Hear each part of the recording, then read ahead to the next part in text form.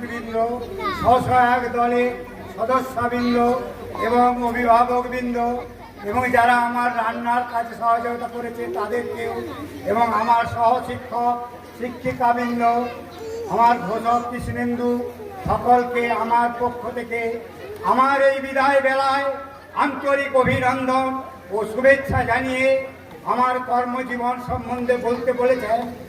আমি তাই ছোট্ট করে একটু বলছি। আমি এই গোবরু স্কুলে 1970 সালের 12 সেপ্টেম্বর ভর্তি হয়েছিলাম। আমার বাবা 1949 সালে 1 এপ্রিল উনি শিক্ষক হিসাবে প্রকৃত নিয়োগত হন। 1992 সালের 30 সেপ্টেম্বর উনি এই বিদ্যালয় থেকে অবসর গ্রহণ করেন। দীর্ঘ প্রায় 43 বছর উনি শিক্ষকতা করেছেন। তারপর 92 সালের পর আমার 2001 সালে আমার নীলরতন বাবু এসেছিলেন। মাঝে